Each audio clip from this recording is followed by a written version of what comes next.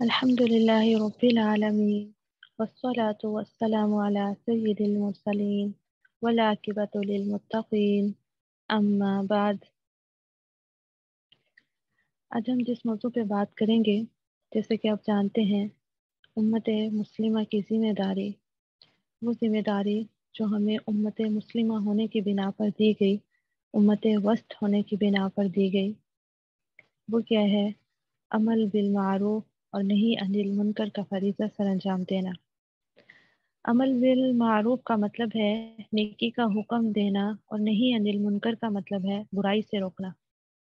ये बात तो हर आदमी जानते हैं कि अल्लाह सुब्हान व तआला नेकी और नेक लोगों को पसंद फरमाते हैं और बुराई और बुरे लोगों को नापसंद फरमाते हैं। इसीलिए अल्लाह ताला ये चाहते हैं कि दुनिया में हर जगह नेक लोग ज़्यादा हों, नेकी का गलबा रहे, बुरे लोग कम हों और बुराई जो है वो गालिब ना आए बल्कि मगलूब रहे। इसी मकसद के लिए अल्लाह ताला ने अहले ईमान को महज खुद नेक बनकर रहने और बुराई से बचने का हुक्म नहीं दिया, बल्कि साथ साथ दूसरों को भी नेकी का हुक्म देने और बुराई से रोकने का हुक्म दिया। इसी अजीम मकसद की खातिर अल्लाह ताला ने अंबिया कराम भी मबूस फरमाए और अंबिया कराम का सिलसिला ख़त्म होने के बाद उम्मत मुहम्मदिया के जो उलमा हैं खुसूसन और उम्मत के दीगर अफराद को अमूमन इसका मुकल्लिफ ठहराया। जिसे सूरत आल इमरान की आयत नंबर 110 में आता है, कुंतुम खैरा उम्मतिन उखरिजत लिन्नास तअमुरूना बिल मारूफि व तनहौना अनिल मुनकर व तुमिनूना बिल्लाह। तुम बेहतरीन उम्मत हो जिसे लोगों के लिए निकाला गया है। तुम नेकी का हुक्म देते हो, बुराई से रोकते हो और अल्लाह पर ईमान रखते हो। तो इस आयत में जो है उम्मत मोहम्मदिया का वस्फ बयान किया गया है कि तुम लोगों के लिए निकाले गए हो, तुमने नेकी का हुक्म देना है, बुराई से रोकना है। वलतकुम मिनकुम उम्मतुन यदऊना इलल खैर व यअमुरूना बिल मारूफ व यनहौना अनिल मुनकर व उलाइका हुमुल मुफलिहून। और तुम में से एक जमात ऐसी जरूर होनी चाहिए जो नेकी की दावत दे, भलाई का हुक्म दे, बुरे कामों से रोके। यही लोग फलाह पाने वाले हैं। सूरह आल इमरान की आयत नंबर 104 की का तर्जुमा आपके सामने रखा। तो ये लोग जो हैं वो फलाह पाने वाले हैं। अल्लाह ताला ने कामयाबी का यहाँ पे एक अंसर बताया, वो ये कि लोगों को नेकी का हुक्म देते हैं, बुराई से रोकते हैं। उम्मत मोहम्मदिया को दूसरी तमाम उम्मतों के मुकाबले में बेहतरीन उम्मत जो है इसी वक्त की वजह से कहा गया कि उम्मत मोहम्मदिया जो है वो नेकी का हुक्म देती है, बुराई से रोकती है और ये इनका खास वस्फ है। तो हज के आयत नंबर 41 में आता है, अल्लज़ीना इम्मक्कन्नाहुम फिल अर्दि अक़ामुस्सलाता व आतवुज़्ज़काता व अमरू बिल मारूफि व नहौ अनिल मुनकर वलिल्लाहि आक़िबतुल उमूर। अल्लाह ताला इन लोगों की ज़रूर मदद फरमाता है। यानी यहाँ पे जो बात की गई कि जिन्हें अगर हम ज़मीन में इक़्तिदार बख्शें तो वो नमाज कायम करते हैं, ज़कात देते हैं, नेकी का हुक्म देते हैं और बुराई से रोकते हैं और तमाम कामों का इंजाम अल्लाह के हाथ में है। यहाँ पर खुसूसन ये बात कही गई कि जो हुकूमत अल्लाह ताला के अहकामात की कदर करती है, उन पर अमल करवाती है, जो एक हुकूमत की कुव्वत और ताकत है उसके एतबार से, तो फिर अल्लाह ताला ऐसे हुक्मरानों की मदद फरमाते हैं। वल्मुमिनूना वल्मुमिनातु बादुहुम औलियाउ बाद यअमुरूना बिल मारूफि व यनहौना अनिल मुनकर व युकीमूना अस्सलाता व यु'तूना ज़काता व युतीऊना अल्लाह व रसूलह उलाइका सयरहमुहुमुल्लाह इन्नल्लाह अज़ीज़ुन हकीम। मोमिन मर्द और मोमिन औरतें एक दूसरे के रफीक हैं, दोस्त हैं, मददगार हैं, एक दूसरे को नेकी का हुक्म देते हैं, बुराई से रोकते हैं, नमाज कायम करते हैं, ज़कात अदा करते हैं, अल्लाह और उसके रसूल की अताअत करते हैं। इन लोगों पर अल्लाह ताला ज़रूर रहमत नाजिल फरमाएगा। बेशक अल्लाह ताला गालिब और हिकमत वाला है। यहाँ अल्लाह ताला ने बताया कि अल्लाह ताला की रहमत जो है वो किन पर नाजिल होती है? जो मोमिन लोग हैं, नेकी का हुक्म देते हैं, बुराई से रोकते हैं और यानी दूसरों को भी अच्छे कामों की तरगीब देते हैं और खुद भी अच्छे काम करते हैं, नमाज कायम करते हैं, ज़कात अदा करते हैं, अल्लाह और अल्लाह के रसूल की अताअत करते हैं, तो अल्लाह ताला कहते हैं कि उन पर मेरी रहमत जो है वो नाजिल होगी। और हम सब अल्लाह ताला से रहमत का सवाल करते हैं। तो हम उन अरकान को, उन चीज़ों को अपनाएं जिनका अल्लाह ताला ने बताया कि रहमत जिनकी वजह से नाजिल होती है। اس آیت کریمہ میں اللہ تعالیٰ نے خصوصاً مومن مردوں اور عورتوں اور دونوں کو امر بالمعروف و نہی عن المنکر پر عمل کرنے کی بات کی ہے، یا کہہ دیں کہ حکم دیا ہے۔ تمام مومن مردوں اور تمام مومن عورتوں پر اپنے اپنے دائرہ کار اور اپنی اپنی استطاعت کے مطابق عمل بالمعروف اور نہی عن المنکر پر عمل کرنا واجب ہے۔ یہی بات آپ صلی اللہ علیہ وسلم نے ایک حدیث شریف میں بھی بیان فرمائی کہ لوگوں آگاہ رہو، تم سب کے سب ذمہ دار ہو، اور ہر ذمہ دار اپنی اپنی ذمہ داری کے بارے میں جواب دہ ہے۔ وہ شخص جو لوگوں پر حاکم ہے وہ سارے لوگوں کی طرف سے جواب دہ ہے۔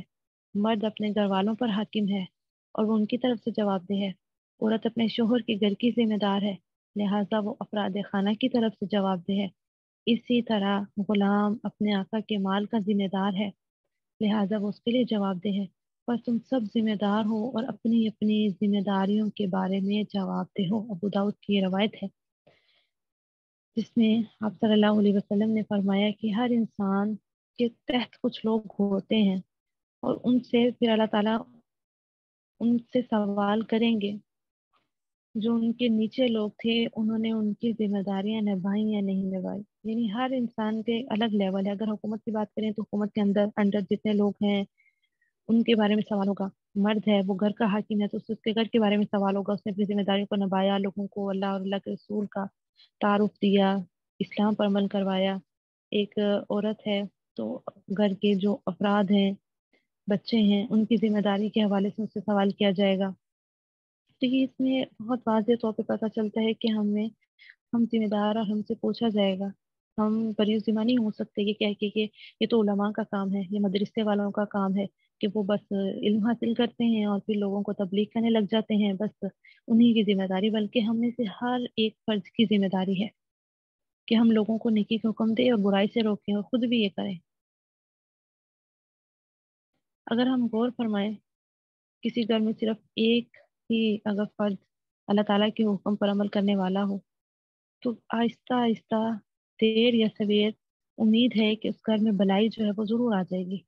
اور اگر مرد اور عورت دونوں مل کر کوشش کریں نیکی پر چلنے کی، اللہ تعالیٰ اور اللہ کے رسول کے احکامات پر عمل کرنے کی اور کروانے کی، تو ایک دن ضرور وہ گھر جو ہے اللہ تعالیٰ کا پسندیدہ گھر بن جاتا ہے، نیک لوگوں کا مجموعہ بن جاتا ہے، ایک ایسے لوگ جو اللہ تعالیٰ اور اللہ کے رسول کی اطاعت کرنے والے ہیں۔ اور پھر آہستہ آہستہ یہ خیر گھر تک نہیں رہتی بلکہ ارد گرد پہنچنے لگتی ہے، اور آہستہ آہستہ پھر معاشرے جو ہے وہ درست ہونا شروع ہو جاتے ہیں۔ افراد سے ہی معاشرے کی اصلاح ہوتی ہے۔ تو سب سے پہلے اپنے آپ کو درست کرنے کی ضرورت ہے، پھر اپنے ساتھ والوں کو، پھر اس سے آگے، پھر اس سے آگے۔ اور ہماری تو ذمہ داری تھی کہ ہمیں تو غیر مسلموں کو مسلم کرنا تھا، جو اللہ تعالیٰ کے ساتھ شریک ٹھہراتے ہیں، منکر ہیں، ان کو دعوت دینی تھی۔ لیکن ہم تو مسلمان اتنے کمزور ہو چکے ہیں کہ ہمارے پاس ہی اسلام کا صحیح علم نہیں ہے۔ قرآن مجید میں امر بالمعروف اور نہی عن المنکر کے بارے میں جو فضائل اللہ سبحانہ و تعالیٰ نے بیان فرمائے ہیں وہ آپ کے سامنے رکھتے ہیں۔ سورہ آل عمران کی آیت نمبر 110 میں آتا ہے، پوائنٹس کی صورت میں آپ کے سامنے رکھوں گی۔ امر بالمعروف اور نہی عن المنکر پر عمل کرنے والے لوگ امت کا بہترین گروہ ہیں، یعنی اللہ تعالیٰ نے انہیں بہترین گروہ کہا۔ امر بالمعروف اور نہی عن المنکر پر عمل کرنے والوں پر اللہ تعالیٰ رحمت نازل فرماتے ہیں۔ سورہ توبہ کی آیت نمبر 71 کے مطابق امر بالمعروف و نہی عن المنکر پر عمل کرنے والوں کے لیے جنت کی بشارت ہے۔ سورہ توبہ کی آیت نمبر 112 کے مطابق۔ تو دیکھیں، ہم میں سے ہر شخص چاہتا ہے کہ ہم جنت میں جائیں، تو پھر ہمیں ان طریقوں کو اپنانا ہوگا جن کے بارے میں اللہ سبحانہ و تعالیٰ نے کہا کہ ان کے لیے جنت کی بشارت ہے۔ عمل بالمعروف نہی عن المنکر پر عمل کرنے والے حکمرانوں کی اللہ تعالیٰ ضرور مدد فرماتے ہیں۔ پھر عمل بالمعروف اور نہی عن المنکر پر عمل کرنے والے لوگ صالح ہیں۔ پھر عمل بالمعروف اور نہی عن المنکر پر عمل کرنے والے لوگ ہی فلاح پانے والے ہیں۔ اور احادیث مبارکہ میں بھی ان کے فضائل پر کئی احادیث موجود ہیں۔ امر بالمعروف اور نہی عن المنکر انسان کو مال اور اہل و عیال کے فتنوں سے محفوظ رکھتا ہے۔ مسلم کی روایت کے مطابق امر بالمعروف اور نہی عن المنکر کا اجر و ثواب مال صدقہ کرنے کے برابر ہے۔ یعنی اگر کسی کے پاس اتنا کثیر مال نہیں ہے کہ وہ مال سے صدقہ کر سکے تو وہ نیکی کے اگر بات کا حکم دیتا ہے اور برائی سے روکتا ہے تو اس کے لیے وہ صدقہ اللہ تعالیٰ کنسیڈر کرتے ہیں۔ امر بالمعروف نہیں انل منکر قیامت کے روز انسان کے لیے بشارت اور بھلائی لے کر آئے گا. یعنی یہ عمل ہمارے لیے، انسان کے لیے قیامت کے روز بشارت ہے اور بھلائی ہے. عمل بالمعروف انل منکر پر اور نہیں انل منکر پر عمل کرنے والوں کو ان تمام لوگوں کے نیک عمل کے برابر ثواب ملے گا جنہوں نے اس کے کہنے پر نیک عمل کیے. مطلب ہم کسی کو نیکی کا حکم دیتے ہیں اور ہمارے کہنے پر وہ نیک عمل کرنے لگتا ہے تو ہمارے لیے دوہرا اجر ہے. ایک تو ہم خود نیکی کر رہے ہیں، ایک تو جو ہمیں کسی دوسرے کو نیکی پر لگا دیے، اس کو تو نیکی کرنے کا ثواب ملے گا ہی، لیکن ہم نے چونکہ اس کو نیکی پر لگایا، ہم نے اسے دعوت دی، تو ہمیں بھی اس کا ثواب ملے گا. تو ہمارے لیے دوہرا اجر ہو گیا. اور یہ جب تک ہم نے جس کو دعوت دی تھی وہ نیکی پر عمل کرتا رہتا ہے، جب تک کرتا رہتا ہے ہمیں اس کا ثواب پہنچتا رہے گا اگرچہ ہم دنیا سے چلے جائیں. سبحان اللہ. برائی سے روکنے کی طاقت نہ ہونے پر برائی سے دلی نفرت بھی انسان کے لیے باعث نجات ہے. یعنی یہ نہیں ہے کہ ہم برائی کو برائی نہ سمجھیں، اگر روکنے کی طاقت نہیں ہے تو کم از کم برائی سے بچا جائے اور اس سے نفرت ضرور کی جائے. ہمارے یہاں کیا ہوتا ہے کہ ہم برائی سے تو نفرت نہیں کرتے، لیکن برائی کرنے والے انسانوں سے نفرت کرنے لگتے ہیں.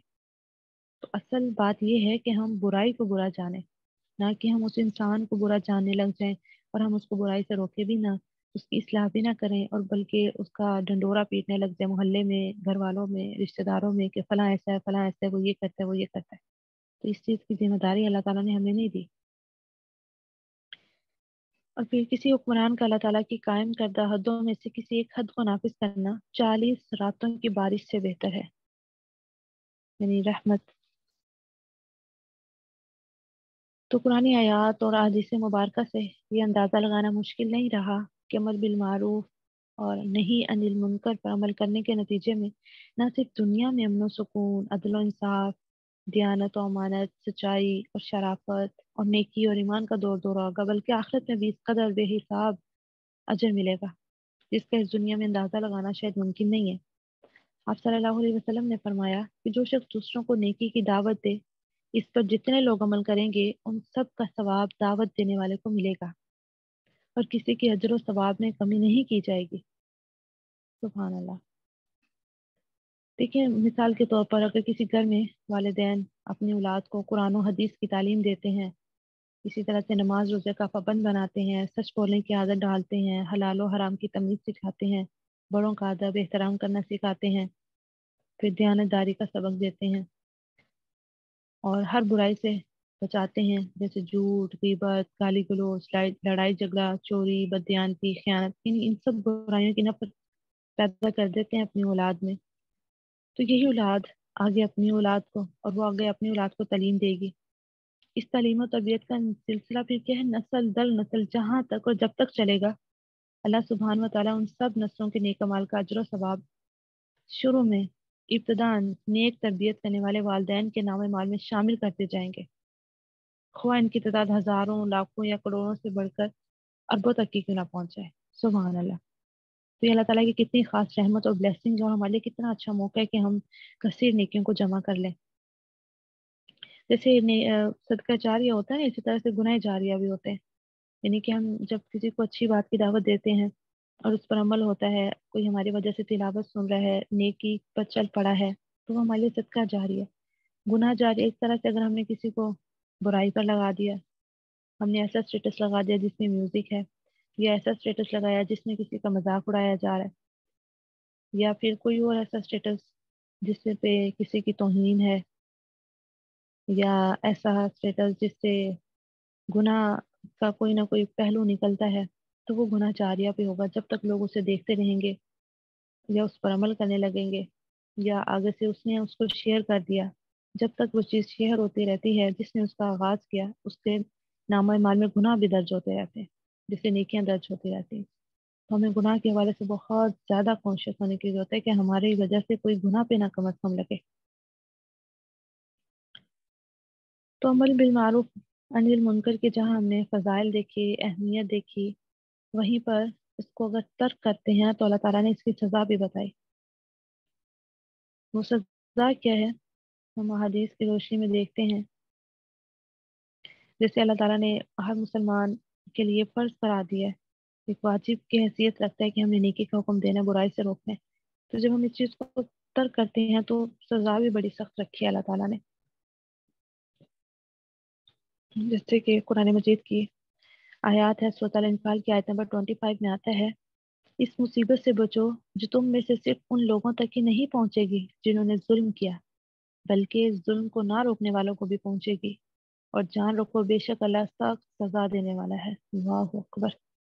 یہاں پر بہت واضح طور پہ ہمارے سامنے میسج رکھا اللہ تعالیٰ نے کہ مصیبت سے مراد اللہ تعالیٰ کا عذاب ہے، کہ اللہ تعالیٰ کا عذاب صرف انہی لوگوں تک نہیں پہنچے گا جنہوں نے ظلم کیا. ظلم سے کیا مراد ہے کہ اپنی جان کو وہ حق نہ دیا جو دینا چاہیے تھا. یہ ظلم آتا ہے، زیادتی میں آتا ہے. ایک تو ہم دوسروں کے ساتھ ظلم زیادتی کرتے ہیں کہ ہم اپنی ذات کے ساتھ یہ زیادتی کرتے ہیں کہ ہمیں جس مقصد کے لیے اللہ نے بھیجا ہم اس کو بھلا دیں اور کسی اور مقصد میں اپنی زندگی، اپنی صلاحیتیں، قوتیں، ہر چیز لگا دیں. یہ ہم اپنے ساتھ زیادتی کرتے ہیں. تو یہاں پہ کیا ہے کہ اللہ تعالیٰ نے کہا کہ پھر سزا جو ہے، مصیبت جو ہے صرف انہیں نہیں پہنچے گی جنہوں نے ظلم کیا، بلکہ جنہوں نے ظلم جو لوگ کر رہے تھے انہیں روکا نہیں اور ان کو دیکھتے رہے، خاموشی اختیار کی، تو اللہ تعالیٰ ان سب کو، اللہ اکبر، عذاب کی لپیٹ میں لے لے گا. اور آگے اللہ تعالیٰ نے اپنا تعارف یہ نہیں کروایا اللہ بڑا غفور و رحیم ہے، اللہ تعالیٰ نے یہاں اپنا تعارف کروایا کہ بے شک اللہ سخت سزا دینے والا ہے. ہم اللہ تعالیٰ سے معافی مانگتے ہیں ایسے گناہوں پر اور اللہ تعالیٰ کے عذاب سے پناہ مانگتے ہیں، لیکن اللہ تعالیٰ نے دیکھیں یہاں پہ واضح طور پہ کہا، آیت کریمہ میں یہ تنبیہ فرمائی کہ نیک لوگوں نے برائی اور ظلم کو روکنا چھوڑ دیا تو پھر ظالم اور نیکوں سب پر ایک جیسا ہی عذاب آئے گا اور اللہ کی پکڑ سے کوئی بھی نہیں بچ سکے گا. ارشاد باری تعالیٰ ہے، پھر تم امتوں میں سے جو تم سے پہلے تھیں کچھ بچی کچی بلائی والے لوگ کیوں نہ ہوئے جو مجرموں کو زمین میں فساد برپا کرنے سے روکتے، مگر تھوڑے لوگ ایسے نکلے انہیں ہم نے ان میں سے بچا لیا، ورنہ ظالم لوگ تو ان مزوں کے پیچھے پڑے رہے جن کے سامان انہیں دیے گئے تھے اور وہ تھے ہی مجرم، لہٰذا ہم نے انہیں ہلاک کر دیا. ورنہ تیرا رب ایسا نہیں کہ بستیوں کو ظلم سے ہلاک کر دے اور وہاں کے رہنے والے اصلاح کرنے والے ہوں. یعنی اس آیت میں اللہ تعالیٰ نے بتایا کہ اللہ تعالیٰ ان بستیوں پر ظلم نہیں کرتا یا ان بستیوں پر عذاب نہیں بھیجتا جہاں پر اصلاح کرنے والے موجود ہوں.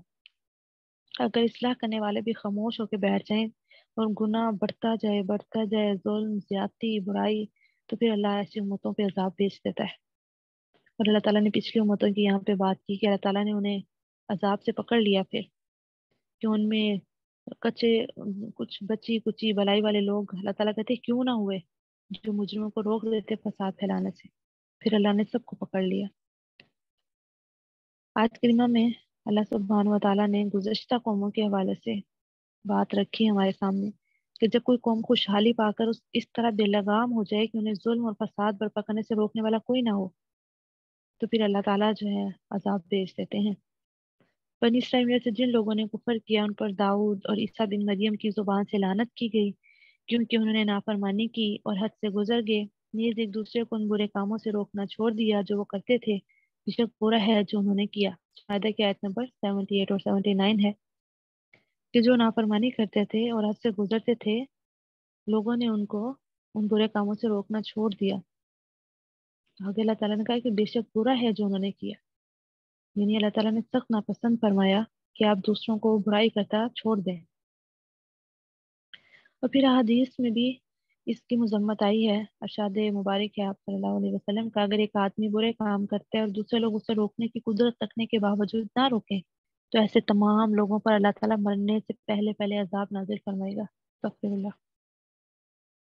اور آپ صلی اللہ علیہ وسلم نے اس حقیقت کو ایک بڑی عمدہ مثال کے ذریعے یوں سمجھایا کہ اگر ایک 2 منزلہ کشتی پر سوار لوگوں میں سے، یعنی 2 منزلہ کشتی ہے، اوپر بھی لوگ سوار ہیں اور نیچے منزل پہ بھی لوگ سوار ہیں، نچلی منزل کے لوگوں کو جب پانی کی ضرورت پیش آتی ہے تو وہ اوپر جاتے ہیں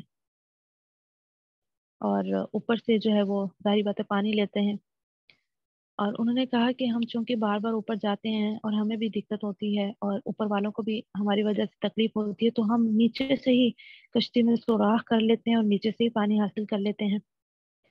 تو اس پر کہا گیا کہ اگر کشتی پر سارے سوار لوگ جو ہیں وہ ان کو کشتی میں سوراخ کرنے سے نہ روکتے، یعنی اوپر والے نیچے والوں کو سوراخ کرنے سے نہ روکتے، تو نیچلے والے بھی ڈوبتے اور اوپر والے بھی ڈوب جاتے. تو اگر انہوں نے روک لیا تو وہ خود بھی بچ گئے اور انہوں نے نیچے والوں کو بھی بچا لیا. یعنی یہ مثال دی ہے نیکی کا حکم دینے اور برائی سے روکنے کی، کہ اگر ہم نیکی کا حکم دیتے ہیں اور دوسروں کو برائی سے روک دیتے ہیں تو کتنی بھلائی ہے اس میں. ایک اور حدیث میں آتا ہے، اس ذات کی قسم جس کے ہاتھ میں میری جان ہے، تم لوگ امر بالمعروف نہیں انیل منکر کرتے رہو، ورنہ قریب ہے کہ اللہ تعالیٰ تم پر عذاب نازل فرما دے. پھر تم اس سے دعا مانگو گے تو وہ تمہاری دعائیں قبول نہیں فرمائے گا. ترمذی کی روایت ہے. اللہ اکبر. تو یہاں دیکھیں، ہم میں سے اکثر لوگ یہ کہتے ہیں کہ میں نے بہت عرصے سے دعا کر رہی ہوں لیکن میری دعائیں قبول نہیں ہو رہی. تو یہاں پر دعائیں قبول نہ ہونے کی اور بھی کئی وجوہات ہیں، لیکن ایک وجہ جو ہمارے سامنے ہے وہ یہ کہ نیکی کا حکم دینا چھوڑ دیا جائے گا اور برائی سے روکنا چھوڑ دیا جائے گا. تو پھر اللہ تعالیٰ کہتے ہیں کہ ان پر عذاب نازل فرما دوں گا اور ان کی دعائیں قبول نہیں کی جائیں گی. ابن ماجہ کی روایت ہے، جس قوم میں گناہ کیے جا رہے ہوں اور گناہ کرنے والے نیک لوگوں سے زیادہ طاقتور ہوں اور اس وجہ سے نیک لوگ ان کو روک نہ سکے تو اللہ تعالیٰ ان سب پر عذاب نازل فرما دیتا ہے. تغفر اللہ. تو بہت زیادہ ضروری ہے ہمارے لیے برائی کو دیکھ کر روکنا اور نیکی کا حکم دینا. مزید کچھ احادیث ہیں کہ جب کوئی معاشرہ اس حد تک بگڑ جائے کہ وہ اپنے درمیان چند ایسے نیک اور متقی لوگوں کو بھی برداشت کرنے کے لیے تیار نہ ہو جو انہیں نیکی کا حکم دے برائی سے روکے، تو پھر اللہ سبحانہ و تعالیٰ ایسے لوگوں پر دنیا میں کوئی نہ کوئی عذاب مسلط فرما دیتے ہیں. اور ہمارے ایسا ہوتا ہے کہ جو نوجوان نسل ہے انہیں بہت زیادہ برے لگتے ہیں وہ لوگ جو انہیں بار بار سمجھاتے ہیں، ان کو نماز پڑھنے کا کہتے ہیں یا ان کی اصلاح کرنے کی کوشش کرتے ہیں، تو وہ میل جول دور کر دیتے ہیں، فاصلہ رکھنے لگتے ہیں ایسے لوگوں سے جو انہیں ترغیب دیتے ہیں. اور بلکہ ایسے میسیجز اور ایسی ویڈیوز مذاقاً بنا دی گئی ہیں جو لوگوں کو نیکی کی دعوت دیتے ہیں اور ان کی فکر کرتے ہیں، تو اس کو مذاق بنا کر جو ہے وہ سوشل میڈیا پہ پھیلایا جاتا ہے. تو یہ سخت اللہ تعالیٰ کی طرف سے ناپسندیدگی والا عمل ہے. تو کیا ہے کہ اب سوال یہ پیدا ہوتا ہے کہ ہم نیکی کو حکم کس طرح سے دیں یا برائی سے جو ہے وہ ہم کس طرح سے روکیں. تو اس کے بہت راستے ہیں. اگر آپ خود جو ہیں وہ علماء کی نشست میں سے نہیں ہیں تو پہلا سفر تو یہ ہے کہ آپ علماء کی جو گروہ ہے، علماء کا جو گروہ ہے اس میں داخل ہونے کے لیے ارادہ کر لیں اور ضرور قرآن اور حدیث کا کورس جوائن کر لیں. بہت سی اب تو سہولیات ہیں. آپ اگر انسٹیٹیوٹ میں نہیں جا سکتے آپ آن لائن کورسز کر سکتے ہیں. اور پھر دوسری بات یہ کہ جب بھی آپ دین کو سیکھنے کی کوشش کریں تو یہ ضرور آپ سب سے پہلے جائزہ لیں کہ میں جن سے علم سیکھنے جا رہی ہوں وہ قرآن و حدیث کے مطابق عمل کرنے والے ہیں یا پھر کسی اور فرقے کی تعلیم دینے والے ہیں. اس چیز کو ضرور پیش نظر رکھ کر تو پہلا قدم اٹھائیں، قرآن کا ترجمہ پڑھیں، اس کی تفسیر سیکھیں. پھر آپ کے پاس جب نالج آئے گا آپ دوسروں کو بہت اچھے سے گائیڈ کر سکیں گے. اور اس سفر میں پھر آپ کے اندر جو تبدیلی آئے گی نا قرآن پڑھ کے، اور جو ایمان آپ کا بڑھے گا اور آپ کو سمجھ جائے گی کہ اچھائی کیا ہے برائی کیا ہے. اور پہلے لوگوں کے واقعات پڑھیں گے تو جب سیکھنے کے بعد آپ دعوت دیں گے نا تو آپ کی دعوت میں وزن ہوگا اور پھر آپ تجربہ کر چکے ہوں گے تو پھر آپ اچھے لفظوں میں اچھے طریقے سے دوسروں کو گائیڈ کر سکیں گے. لیکن اگر ابھی آپ نے قرآن نہیں پڑھ رکھا، آپ کے پاس زیادہ نالج نہیں ہے، ابھی آپ کو سمجھ نہیں آ رہی کہ میں یہ ذمہ داری کہاں سے شروع کروں، تو پھر یہ ہے کہ جو علم والے لوگ اپنا کام کر رہے ہیں آپ ان کے مددگار بن جائیں، علماء کے مددگار بن جائیں، علم والے لوگوں کے مددگار بن جائیں، ان کے ہیلپر بن کے ان کے ساتھ کام کریں. جیسے اب ہمارا یہ لیکچر ہی دیکھ لیں، ہم روزانہ آدھا گھنٹہ یہاں پہ بیٹھتے ہیں، اس کی ریکارڈنگ بھی آپ کے ساتھ شیئر کی جاتی ہے، لیکن آپ اسے بہت کم لوگ ہیں جو اسے آگے شیئر کرتے ہیں، جبکہ جسٹ 1 یا 2 کلکس پہ ہم اس پوری آڈیو کو جو ہم نے آدھا گھنٹہ بیٹھ کے یہاں پر سنی ہم دوسروں تک پہنچا سکتے ہیں، لیکن ہم نہیں پہنچاتے. تو آج سب سے پہلا کام تو یہ کریں کہ جو آج سیشن ہم نے لیا ہے اس کو آپ جب آپ کے ساتھ گروپ میں لنک شیئر کیا جائے گا آپ نے اس لنک کو اسٹیٹس پہ لگانا ہے. آپ کے جو گروپس ہیں آپ ان میں شیئر کریں، اپنے لوگوں تک ساتھیوں تک شیئر کریں تاکہ آپ کے لیے صدقہ جاریہ بنے. اس کو سن کر اگر کوئی عمل کرنے لگتا ہے اچھی بات ہے، برائی کو روک دیتا ہے، آپ کو خبر بھی نہیں ہوگی کہ کون آپ کے لیے صدقہ جاریہ بن چکا ہے اور وہ آگے آگے کہاں تک نیکی کی بات جو ہے وہ پھیلتی ہے. اور دوسرا آپ کے ساتھ بہت سی اسلامی پوسٹ وغیرہ شیئر ہوتی ہیں، آپ اس کو آگے شیئر کر سکتے ہیں. ٹھیک ہے. اچھی بات جہاں پر آپ کو سمجھ میں آئے اور قرآن و حدیث کے مطابق ہو اس کو آگے شیئر کریں، بجائے یہ کہ آپ الٹی سیدھی چیزیں اسٹیٹس پہ لگا لگا کے اسے بڑھتے رہیں، اس میں خیر کی بات بھی لگائیں۔ لیکن ایک بات کا دھیان ضرور رکھیں، ایسی حدیث یا ایسی بات جو اوتھینٹک نہیں ہے، جس کا ریفرنس نہیں نیچے دیا گیا، تو ایسی چیز شیئر کرنے سے باز رہیں، اس کو اس کی تحقیق کریں پھر شیئر کریں۔ جھوٹی خبر نہیں پھیلانی ہم نے، جھوٹے لوگوں میں سے، منافق لوگوں میں سے نہیں ہونا انشاءاللہ۔ ہمارے یہاں بہت سی ایسی چیزیں شیئر ہوتی ہیں۔ ایک بڑی لمبی پوسٹ میرے پاس آئی جس میں کافی کچھ انہوں نے لکھا ہوا، اور سب کے ساتھ یہ لکھا ہوا آپ صلی اللہ علیہ وسلم نے فرمایا، آپ صلی اللہ علیہ وسلم نے فرمایا، اور نیچے جو ہے وہ کچھ اچھی باتیں بھی تھیں، کچھ کیسی تھیں، لیکن بہرحال وہ احادیث نہیں تھیں۔ تو نبی صلی اللہ علیہ وسلم پر جو جھوٹ باندھا، آپ نے خود فرمایا وہ اپنا ٹھکانہ جہنم میں دیکھ لے۔ یعنی جو بات آپ صلی اللہ علیہ وسلم نے کہی ہی نہیں، ہم کیسے کہہ سکتے ہیں کہ آپ صلی اللہ علیہ وسلم نے فرمایا اور نیچے ہم اپنے دل کی بات لکھ دیں؟ تو انتہائی سخت جرم ہے۔ اس لیے ایسی حدیث جس کے نیچے کسی کتاب کا حوالہ نہ ہو اور صحیح کتاب کا حوالہ نہ ہو تو وہ چیز آگے شیئر نہ کریں۔ جیسے ہمارے یہاں پہ پچھلے دنوں تو بہت ہی ایسے میسیجز آتے تھے، اب تو شاید کم ہو گئے ہیں یا میرے تک پہنچنا ہٹ گئے ہیں، کہ اللہ تعالیٰ کے اسماء الحسنیٰ لکھے ہوتے ہیں 11 اور کہا جاتا ہے 11 لوگوں کو شیئر کریں تو آپ کو خوشخبری ملے گی، اور اگر آپ نے شیئر نہ کیا تو پھر سزا کے لیے یا کوئی بری خبر آپ کو آنے والی ہے۔ تو دیکھیں ایسی فضول بات ہے یہ، جبکہ ہمیں حکم یہ دیا گیا کہ ہم اللہ تعالیٰ کے اسماء الحسنیٰ کا علم حاصل کریں، اس کا فہم لیں، ان کے ذریعے سے دعائیں کریں۔ ہم نے لکھ کے شیئر کرنے پہ سارا کچھ منحصر کر دیا، بس شیئر کریں شیئر کریں شیئر کریں، عمل کچھ بھی نہیں۔ پھر یہ کہ جو رمضان المبارک کی خبر سب سے پہلے دے گا وہ اس کے لیے جنت واجب ہو گئی، تو پھر وہ لوگ کہاں گئے جنہوں نے اپنی زندگیاں لگا دیں اللہ تعالیٰ کے احکامات پر عمل کرنے کے لیے، اتنی قربانیاں دیں اور کیا کیا کچھ کیا، پھر وہ کہاں گئے؟ اگر اتنا ہی آسان ہے جنت حاصل کرنا ہے کہ بس آپ دوسرے کو خوشخبری دے دے بھی رمضان آ رہا ہے فلاں ڈیٹ کو، چلیں بھی جنت واجب ہو گئی، تو ایسی ہلکی باتیں جو ہے نا وہ نہ شیئر کیا کریں، اس پہ غور کریں، سمجھیں، پھر آگے شیئر کریں۔ اچھی بھلی بات شیئر کریں جس سے دوسروں کو فائدہ ہو۔ احادیث کی کتب جو ہے وہ پڑھنا شروع کریں، صحیح بخاری سب سے پہلے آپ پڑھیں۔ صحیح بخاری ایسی کتاب ہے جس میں کسی بھی فرقے کو اختلاف نہیں ہے، صحیح بخاری آپ لیں، اس کو پڑھنا شروع کریں، تو انشاءاللہ۔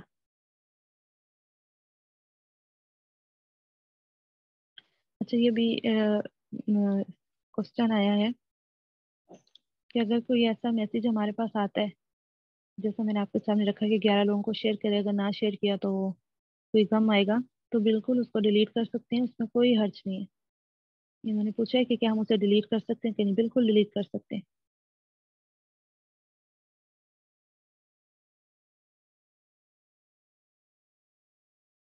اچھا یہ بھی بڑا اہم سوال ہے۔ یہاں سوال آیا کہ میں نے اکثریت کو یہ کہتے ہوئے سنا ہے کہ یہ تو ایسے ہی ہے کہ ان کو کہنے سے کوئی فائدہ نہیں ہے، یہ نہیں سنیں گے، بہتر ہے چپ رہو، آج کل دوسروں کو کہنا مناسب نہیں۔ یہ غلط بات ہے۔ ہم طریقے اپنے کہنے کے طریقے کو بدل سکتے ہیں۔ اگر کوئی ڈائریکٹ آپ کسی کو اچھی بات بتانے لگے ہیں یا اس کی برائی سے روکنا چاہتے ہیں اور آپ کو لگتا ہے کہ یہ اس طرح سے قبول نہیں کرے گا، تو طریقہ بدلا جا سکتا ہے۔ آپ کوئی ایسا اسٹیٹس لگا دیں، کسی گروپ میں وہ آپ کے ساتھ شامل ہے، اس گروپ میں وہ چیز شیئر کر دیں، وہ پاس موجود ہے، آپ اس بارے میں آپ کسی بچے کو سمجھانے لگ جائیں۔ جیسے بڑی عمر کی خواتین اکثر بات نہیں مانتی ہیں کیونکہ ساری باتیں انہوں نے زندگی گزاری ہوتی ہے وہی عمل کرتے ہوئے، یا پھر ہم ان کو ڈائریکٹ کہہ نہیں سکتے ہیں، وہ ذرا غصے والی ہوتی ہیں، تو کیا ہے کہ ان کے پاس بیٹھ کر آپس میں اس موضوع پہ بات چیت شروع کر دی کہ انہیں محسوس بھی نہ ہو اور خیر کی بات ان تک پہنچ بھی جائے، ان کے سامنے بیٹھ کے بچوں کو سمجھانے لگ جائے، تو وہ طریقہ اپنایا جا سکتا ہے ایسا جس سے دوسرے کو برا نہ محسوس ہو۔ اور دوسرا یہ کہ آپ چپ نہیں رہ سکتے ہیں، آپ نے اچھے انداز میں محبت کے ساتھ پیار کے ساتھ بات کو پیش کرنا ہے۔ ہمارے یہاں پتہ ہے کیا ہوتا ہے کہ ہم تنزن جو ہے وہ روکتے ہیں، تو جب تنزن روکا جاتا ہے اور سخت کرخت الفاظ کے ساتھ روکا جاتا ہے تو ظاہری بات ہے دوسرا قبول نہیں کرتا۔ تو یہ کہنا کہ ہم آج کل زمانہ نہیں رہا کہنے کا، تو پھر عذاب کے لیے تیار ہو جائیں، پھر آپشن تو یہی ہے ہمارے پاس، استغفر اللہ۔ آپ کے سامنے احادیث میں نے قرآن آیات رکھی کہ پھر یہی بچتا ہے ہمارے لیے کہ ہم چپ کر کے بیٹھ جائیں۔ یہ دلیل کہاں سے لی انہوں نے؟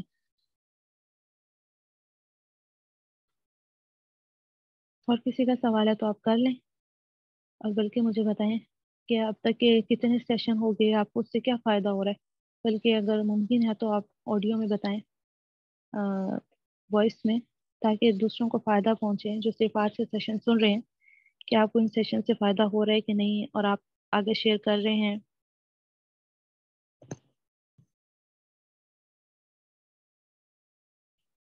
फ़ोन में मोबाइल डाउनलोड किया जा सकता है, इसमें हर्ज नहीं है।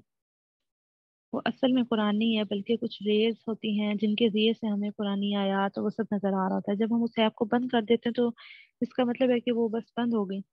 तो अब हम मोबाइल को मोतबर समझने लग जाएं तो ऐसी बात नहीं है, आप मोबाइल में इस्तेमाल कर सकते हैं। लेकिन असल चीज़ ये है कि आप मुसहफ उठा के, कुरान उठा के अगर पढ़ें तो उसका अपना ही मज़ा है। लेकिन किसी सफ़र में है, किसी ऐसी जगह है जहाँ कुरान साथ में पकड़ना या रखना मुमकिन नहीं है, तो मोबाइल पढ़ सकते हैं।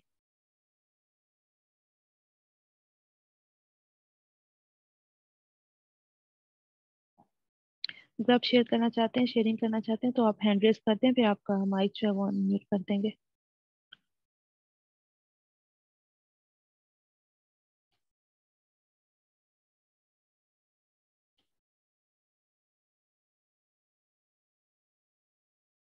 और स्टार्ट में हमारे क्लास में काफ़ी ज़्यादा मेंबर्स थे इस सेशन में, लेकिन आहिस्ता आहिस्ता कम होते जा रहे हैं।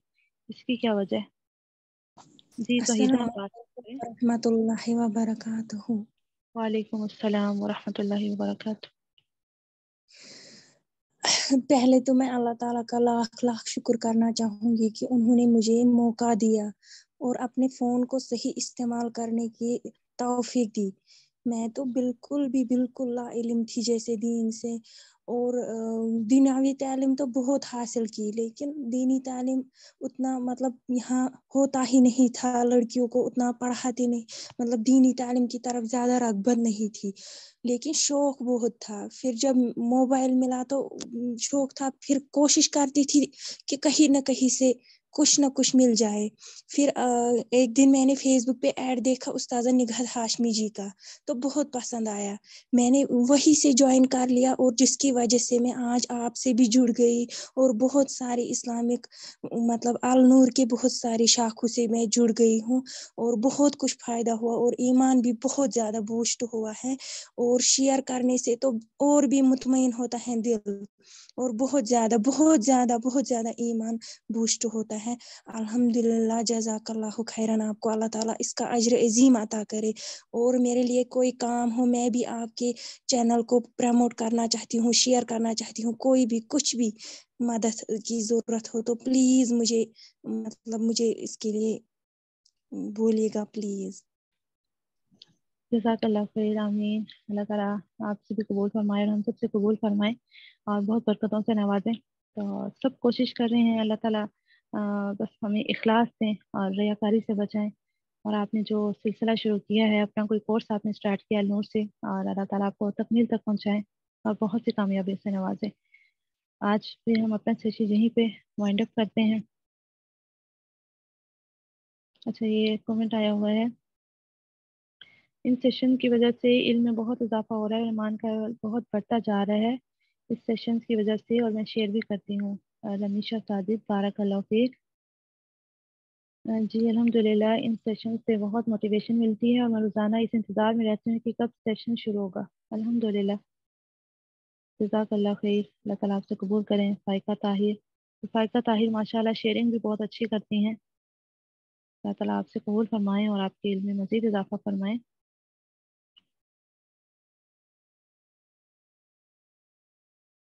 जी बिल्कुल, मैं इसीलिए आपके साथ दुआ रोज़ाना की शेयर करती हूँ, और मैंने कोशिश की है कि इस बार साथ में वॉइस भी भेजूँ, क्योंकि अक्सर लोगों की तजवीज़ ठीक नहीं होती।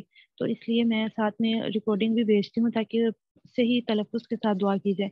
तो वो बिल्कुल आप ज़रूर उसे शेयर करें, ग्रुप्स में भी शेयर करें। और अक्सर लोग पूछते हैं, हम फलाँ मौके की कौन-सी दुआ पढ़ें, फलाँ मौके पे कौन-सी दुआ पढ़ें, तो उसमें साथ मेंशन किया होता है कि ये दुआ आप किस-किस मौके पे पढ़ सकते हैं। तो इससे बहुत फ़ायदा होगा इंशाल्लाह दूसरों को।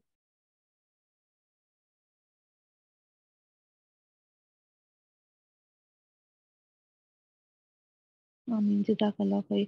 सुब्हानकल्लाहुम्मा व बिहम्दिका, नशहदु अन ला इलाहा इल्ला अंता, नस्तगफिरुका व नतूबु इलैक। अस्सलामु अलैकुम व रहमतुल्लाहि व बरकातुहू।